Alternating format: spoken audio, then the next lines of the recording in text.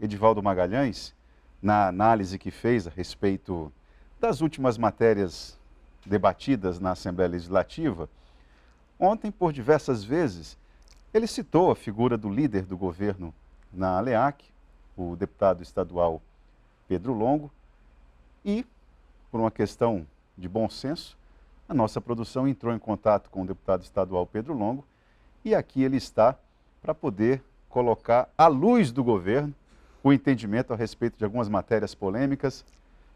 Deputado, seja bem-vindo aqui ao programa Gazeta Entrevista. Boa tarde. Boa tarde, Tan. É um prazer estar aqui de novo e agora presencialmente, né? Já que nossos últimos encontros foram via Zoom.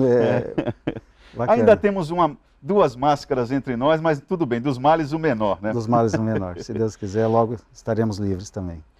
Bom, eu acho que o assunto primeiro que nós precisamos conversar e entender, e nós estamos num momento importante, porque essa semana foi uma semana de reinício mais ou menos, né? Assim, o governo do estado, a rede pública de ensino, voltou com as aulas presenciais, né? Mas um bicho grande que é essa rede de ensino no estado inteiro, problemas de toda a ordem. Um dos que foi apontado aqui pelo deputado estadual Edivaldo Magalhães ontem foi a falta de planejamento. Afinal de contas, escolas que estiveram praticamente 2 anos paradas, ainda por serem reformadas, escolas sem merenda escolar, sem pessoal de apoio e, para muitos professores, escolas sem condições sanitárias de receber alunos e profissionais da educação. Quem errou, o deputado? Quem errou? Então, a gente entende que a oposição faça oposição, esse é o papel deles, né? Mas é preciso se restabelecer um pouco a verdade em relação à questão do planejamento. A oposição está mentindo, portanto? Na verdade, são 287 escolas que já retornaram às atividades. A Secretaria da Educação nunca disse que todas voltariam ao mesmo tempo. Há um calendário, há um espaçamento em relação a essas escolas. Dentro das escolas, também não são todas as turmas que estão retornando. Existe uma prioridade, né? Os de início, aqueles que estão próximos a mudar do fundamental para o médio, aqueles que vão fazer o Enem, por exemplo, né? Então, existe sim um planejamento e até bem feito. O que precisa ser dito é que essas escolas ficaram 1 ano e 7 meses fechadas. E você sabe que às vezes uma casa fechada, ela se deteriora mais do que a ocupada, né? Pelo nosso clima, por uma série de situações. Então, a Secretaria identificou 119 escolas com necessidade de reforma. Dessas 119, 49 já foram entregues e outras ainda continuam nessa atividade. Então, isso faz parte, mesmo quando há aquela interrupção normal, vamos imaginar que estivéssemos fora da pandemia, né? Então, final do ano encerra e reinicia ali em março, fevereiro, março. Mesmo quando o início é normal, sempre há problema no retorno das escolas. Isso é absolutamente previsível. Em relação à merenda, aqui nós temos um outro problema que não é de responsabilidade do Estado. As licitações de merenda foram feitas. O que ocorre é que as licitações foram realizadas exatamente prevendo que daqui a alguns meses iríamos reiniciar as atividades. O que ocorre é que a inflação ela se deu muito além do previsto. Por exemplo, a carne aumentou quase 30%, isso é um fato notório, né? O mesmo aconteceu com arroz, feijão. Então, os fornecedores muitas vezes não querem cumprir aquele preço que foi estabelecido, obrigando a Secretaria a fazer novos processos licitatórios e isso exige um certo tempo. Que é a mesma questão também da contratação de terceirizados, de motoristas, né? Esse é um procedimento. A oposição é assim, quando dispensa a licitação, faz adesão a uma ata, ela reclama. Não, estão aderindo à ata, não estão fazendo licitação. Quando faz licitação, também reclama, que está demorando, né? Então faz parte desse... Mas, deputado, olha só, me perdoe. Pois não. Tem aqui o Manuel lá do bairro Placas, ele diz o seguinte: como se justifica que não é nem oposição, nem situação, Claro. Como se justifica iniciar as aulas sem contrato com fornecedores da merenda escolar, depois de tanto tempo parada? Não deu tempo de realizar os processos administrativos? É isso que eu estou explicando, ele está exatamente com razão. Os processos foram licitados de merenda, só que os fornecedores criam dificuldade para entregar, por quê? Quando eles apresentaram a sua planilha, o quilo da carne, o colchão duro, por exemplo, custava R$20, agora está R$38. Entendeu? Então eles já criam dificuldade de fornecimento, obrigando a secretaria a substituir, né, ou até a forçar a notificar. Mas isso está sendo resolvido e eu tenho certeza que em breve nós teremos já de forma bastante satisfatória esse atendimento com a merenda. Aqui o Farias está fazendo uma provocação. Farias é um telespectador assíduo aqui do programa. Ele diz o seguinte: pergunte para o deputado como é defender um governo que não cumpre com o que promete. Olha, essa é a opinião dele, né? Na minha opinião, o governo cumpre sim o prometido e não é à toa que tem tido uma aprovação popular excepcional, né? Mas temos que respeitar a opinião do Farias, né? Mas eu não vejo nenhum descumprimento de compromisso até o momento. Deputado, educação indígena, o Estado do Acre já foi sem falsas medidas, já foi uma espécie de referência no Brasil. Havia uma relação entre organizações não governamentais e Secretaria de Estado de Educação e as comunidades indígenas.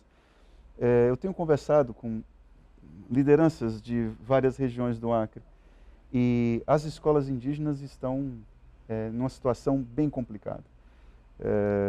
Em Feijó, por exemplo, que me ocorre agora, situações assim de abandono, simplesmente não há, a biblioteca que havia está caindo aos pedaços, a unidade escolar que tinha, acontece aulas porque uma casa foi cedida, há uma espécie de falta de prioridade em relação a isso. Eu queria entender o porquê.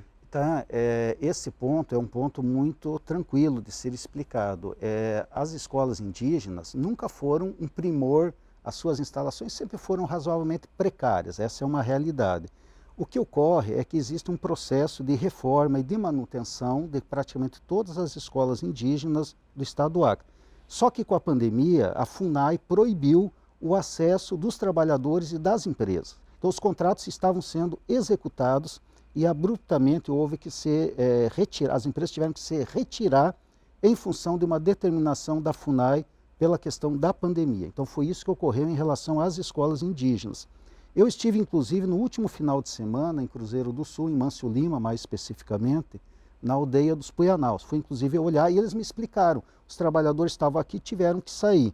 E qual é a reivindicação deles? É em relação também à vacinação dos adolescentes, porque os adolescentes na cidade estão sendo vacinados e nas aldeias não, embora devessem ter prioridade. Então eu fiz esse pronunciamento na Assembleia, pedindo, como há uma omissão do Ministério da Saúde, talvez por aquela política negacionista, né? Mas eu pedi que a CESACRE organizasse a vacinação dos adolescentes nas aldeias, porque aí estariam todos imunizados, e aí você poderia retomar tanto a obra das escolas quanto as próprias aulas escolares. Então, a explicação no caso das escolas indígenas é essa, é uma determinação da FUNAI que interrompeu todo o trabalho de manutenção e de reformas.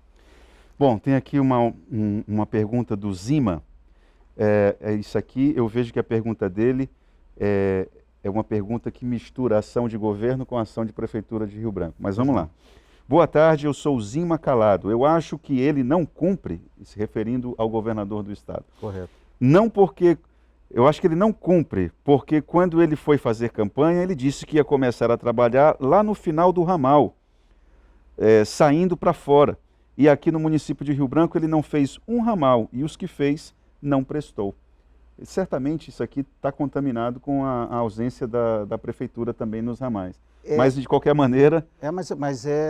Sim, pode ser falado. Na verdade, os ramais em todo o estado eles são responsabilidade dos municípios. Mas a gente sabe que os municípios não têm condição de dar conta de tudo. Então o DERACRE tem feito parcerias. Eu vou pegar, por exemplo, o Rio Branco, a Transacriana, né? Não sei se é o ramal dele, qual é que ele está mencionando, mas a Transacriana houve uma divisão de atividades.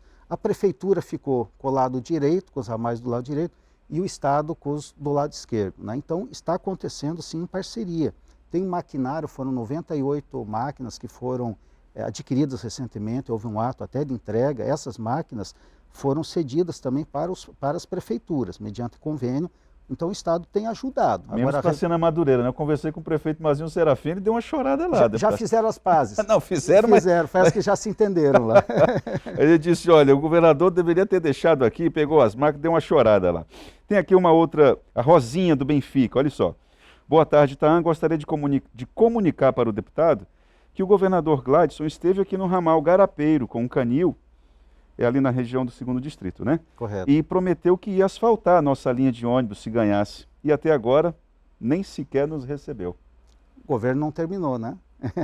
Temos tempo então ainda. Há uma esperança ainda de que a Rosinha receba... Claro, se é um compromisso do governo, eu inclusive vou anotar isso aqui, Rosinha, e vou levar lá para o Petrônio, que é do Deracre, e dizer, eu desconhecia, né, esse compromisso, mas se há esse compromisso, vamos buscar asfaltar lá.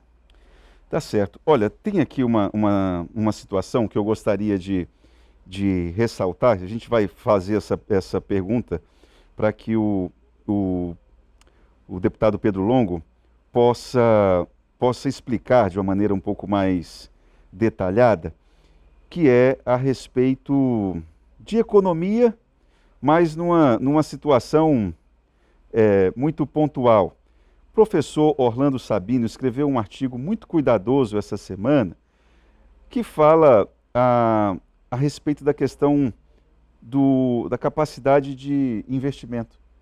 E ele diz o seguinte, que relatórios, se não me falha a memória, da Fundação, do IPEA, do Instituto de Pesquisas Econômicas e Aplicadas, relatórios do IPEA indicam que o governo do Acre tinha 1,7 bilhão em caixa durante a crise e utilizou bem menos do que isso. Eu queria entender isso, deputado, como é que o governo tinha um determinado dinheiro em caixa, de acordo com o IPEA, que é um instituto que sabe fazer contas, e, no entanto, a capacidade de investimento do governo parece que não conseguiu gastar o que tinha, gastar bem o que tinha. Mas eu queria que o senhor respondesse a isso após o intervalo. Tudo bem? No próximo bloco, nós vamos continuar a conversa com o líder do governo na Assembleia Legislativa, deputado estadual Pedro Longo.